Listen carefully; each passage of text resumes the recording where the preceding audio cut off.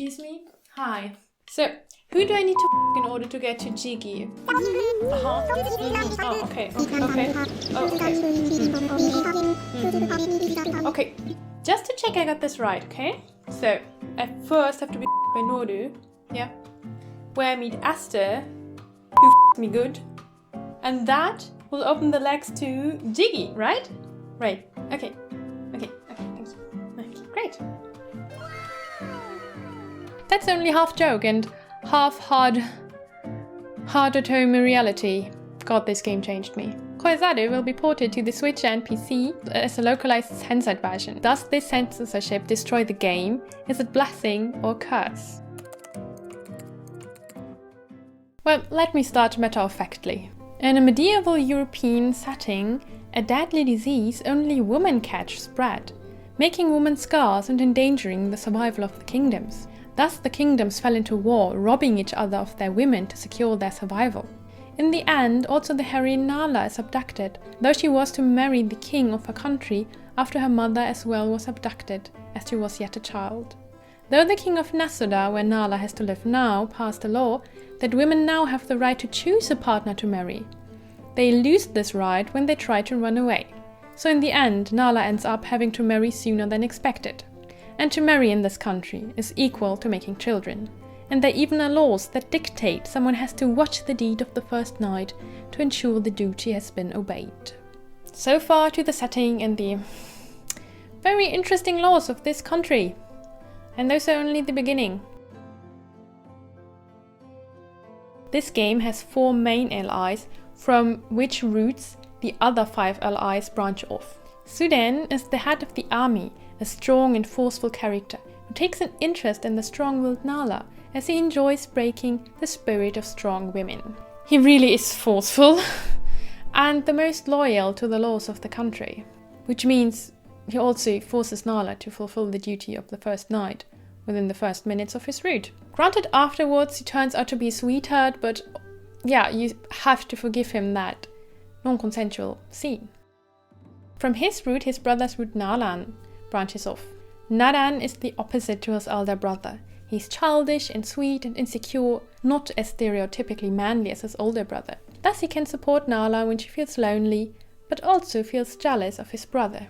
He really is a cute character, but the way they handled the conflict between him and his brother was just tasteless, I'm sorry. It was very dissatisfying to me, so I couldn't really be happy in the end.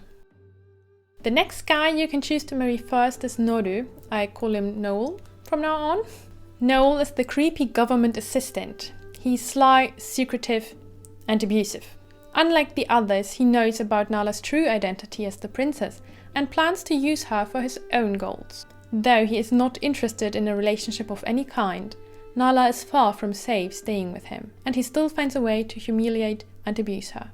Can't say I enjoyed anything that happened in this route. Noel is such a creepy hentai with a scary smile. Because he has no real interest in her, his route felt a bit more plot-driven, with most of the time spent chasing after a minister in order to convince him to join forces with Noel. But because Noel started out as such a creepy and abusive character, I couldn't believe him suddenly treasuring Nala in the end. So I kind of prefer his abusive, non-con endings because it just fits the character better. From his route you can get to Seth's route, who is the good-for-nothing son of that very minister we need to join forces with. Coincidence? But somehow he takes a liking towards Nala, and she motivates him, for the first time in his life, to stand up for something. Just his outer appearance with his beard and the crunchy wasn't really my type, but I also felt that their love story was quite implausible. Their reason for falling in love felt so shallow that I couldn't relate to it at all. On the positive side though, he's one of the few characters with no non-consensual bad scenes. Yay! Esther also has a special ending in Noel's route, and for the console and PC re-release got his own route. And you really see the difference of his route being written for the censored console release, in contrast to the other censored routes. His route felt so wholesome in contrast, as he didn't force himself on Nala and respected and treasured her throughout the route. Likewise, Nala is the first to fully accept and respect him, not only as a servant, but as a man, and to show him that he's worth loving. Though still far from deep, Esther's route has at least something that you could call character development and a slightly slower love progression. From his route, Jiggy branches off.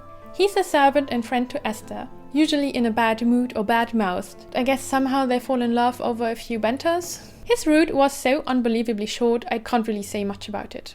They get together in the end.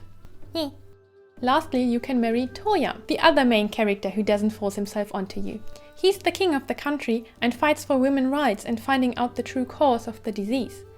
Unlike the majority of people, he doesn't think it's a curse, but a curable disease, and does research on this together with his friend and Dr. Ruji. Toya is cheerful and bright, smart and friendly. The perfect guy, you could say. His route is also well paced, has a cute love and character development, and actually some interesting twists. And finally, consensual love scenes. He is considered the true route for a reason, and by far the route I enjoyed the most. Ruji, the friendly doctor with a tragic past that has stopped him from getting involved with women until now. The only problem is that he's immensely loyal to Toya and could never steal his wife. And there also is Udo, the attendant, who looks and sounds like an underaged girl. And gladly what is called a route is only just a child-friendly ending sequence. The Japanese in this game is slightly advanced when it comes to some political terms, especially in Noel's route, but everything else should be easy for an upper intermediate learner. What also is really nice that the new Switch and PC versions will be multilingual releases, either with a patch or ability even to change the languages, so it's definitely less of a risk if you find out it's still too complicated for you. But keep in mind, the sports will be the censored console versions and the physical version will only be sold in Japan. So that's why my lovely Patreon Honey is sponsoring a giveaway for this game. That is so amazing of her. Thank you so much, Honey. Just comment on this video whether you're interested in this game and would prefer an R18 or censored version. The giveaway will be open for 1 month and I'll then contact the winner in the comments to send you the Switch release when it comes out. Good luck to everyone and thanks again to Honey who makes this possible. And thanks of course to my other patrons as well who help me to be less dependent on ad revenue because $1 is worth 1,000 ads. Okay, let's get into the nitty-gritty. There are 2 versions of the game, the original R18 PC version and the console releases. Including the new localized PC version, it will also be the censored console version. And they will also be localized for the Switch and PC in a multilingual version. Now the question is this censorship a bad thing? Does it destroy the game? Which version should you get in Japanese? I bought the console version because I heard it's a steamy game and it features some voice actors I really like. And at first I thought it was my imagination. But in the first route I played, there wasn't any steam. And I always had to learn afterwards what actually happened that night. Could have been either nothing or something. There was no way for me to know, unless, coincidentally, the characters chose to talk about it a few scenes afterwards. What does this mean? The game is kind of badly censored. But I get to why that isn't the fault of the censoring company. So then, after the first routes, I decided, okay, you need to play the PC version to get the full experience. And no, I had never played an R18 otome game and had absolutely no idea what I was getting myself into. So onto Suden's route. I like a strong, self-confident man, I thought. And that holds true, kind of, for the censored version, I guess. But I wasn't prepared for an explicit, non-consensual scene of him fulfilling the duties of the first night within the first minutes of his route. And afterwards being presented as the nice guy. He only meant well, you know. He wants to protect her, you know. And speaking of non-consensual scenes, the game wants to present it like this. Her mind says no, but her body says yes. What sounds like rape myth acceptance to me might be less of a problem for you. For me, it's a bit like, let's say you decide not to eat chocolate, but then Suden comes and shoves you a big chocolate bar into your mouth. It tastes delicious. You like chocolate, but you didn't want to eat chocolate. So I would say, that's a non-consensual chocolate eating scene, if you know what I mean. And I'm not able to enjoy that. But you might see that differently, or enjoy eating chocolate no matter what. The non-censored original R18 game really shows what the game's original intent was. It was solely about the pleasure of eating chocolate, or rather of being made to eat chocolate. Though the MC screams repeatedly she doesn't want it. And you will hear her moan a lot, like a lot. Whether in pain or in pleasure, I'll leave it up to you to decide. The MC is a woman who loves chocolate. and can totally lose her mind about chocolate. She's also really into chocolate bars, you know, how long they are, how big. That's really important to her. And once she sees chocolate, her mind goes blank. She can't even speak anymore, only moan. Though outside the bedroom, the MC is in general quite sassy and even learn to fight. But as soon as she marries, she becomes a quiet housewife and sees her role in waiting quietly in the bedroom for the night to come. The man, on the other hand, often feed her chocolate silently or rather calmly, or in ways you might know it from typically male-oriented media. Every cliché is fulfilled, especially from like Japanese male-oriented media. So if you enjoy the stereotypically male way of eating chocolate, you will enjoy this banquet. But if you're looking for something more gentle or consensual, the game won't fit your taste.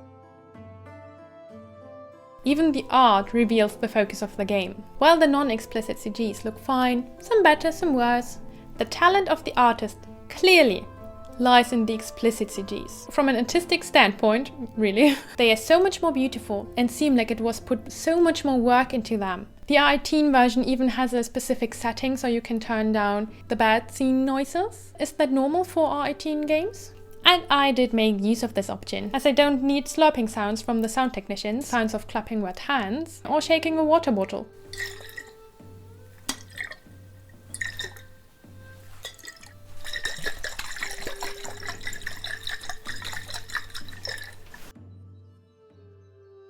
I can't tell whether having a voiced MC for this game was actually a good decision, because usually you say it makes the game more lively, but it also led to the bad scenes, focusing only on her moans and not giving the male voice actors any room to, you know, literally breathe. Though I enjoyed most of the voice actors, I'd rather hear them moan instead of the MC. And don't really want them to sound like if they're running a marathon or something like that. Everyone sounded more in pain and exhausted than actually like enjoying themselves. Because I actually bought the game for 2 voice actors. For Toya's voice actor, I learned to laugh as Akito in Club and Sosuke in Tengai ni Mao, and you might also know him from Henry in Pure Fiore. And for Nadan's voice actor, as he also voiced Akito in Non and Tora in Clock Zero or Tyrell in Even If Tempest. Though in this role as Nadan, he uses his childish voice like the child version of Tora, so I didn't enjoy him as much as I did in the other roles. The most famous voice actor of this cast, though, might be Jiggy, who also voiced Shin in Amnesia, Cradle in Tearblade, or Frankenstein in Code Realize. Such a shame his route was so short. I also have to praise Noel's voice actor for his creepiness, and he actually voiced another Noel in Want of Fortune. Ruji's voice actor has other steamy roles as Jian in Lucky Dog or Soichiro in Yoshiwara Higambana. Udo also voiced a character in Noi's Voice of Snow, which is by the same artist as Koezaru. And lastly, Suden's voice actor also voiced Kuina in Nil Admirali no Tenbin, so definitely a pleasure for everyone who was thirsty for this undateable hot side character. The immense focus on the chocolate scenes also means the censored game is only half of the length of the original version. I'm not even kidding. Especially the main routes focus a lot on the bad scenes, as they are long and intense and also make up about half of the CGs. That alone wouldn't be a problem if the censored game was just a bit shorter, but as the game's focus is to present all these abusive scenes, it can be difficult to follow if those are cut. I think the censorship company tried to keep as much as they could, but there wasn't in the end so much to keep, considering there might be really strict guidelines for this. Still, I think they could have added some more explanations, so the reader at least gets an idea of what happened in the censored version, and isn't left to guessing. One time I didn't realize anything happened, and the other time I thought something happened after the kiss on the bed faded to black, but apparently nothing happened.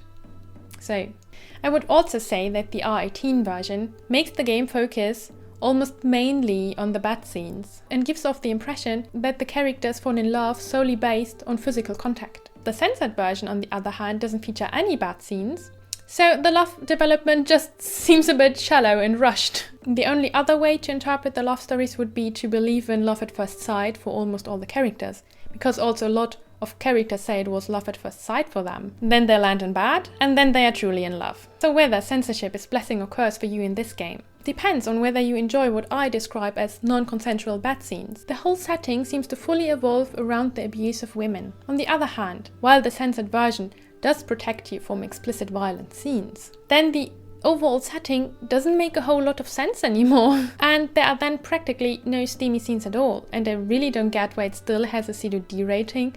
I would have given it a pseudo C ranking, with the only steam being in Toya's route, as you don't witness more than a kiss scene most of the time. And I would say that the story overall is not strong enough to make up for all these missing scenes. Without the shocking factor of the R18 version, this renders the game a pretty average otome game, which is not very memorable in my opinion. But if you really want to be shocked by the adult version, that is another question. My feeling is that that is probably one of the harder R18 otome games, though remind you again, it was my first and probably only one for a while, and you definitely play it safe by getting the console version. And my impression also is that Doku, for example, was censored way better and makes way more sense even on the Switch release. Yep, doesn't your bed sound like that? Hot. Yeah, well.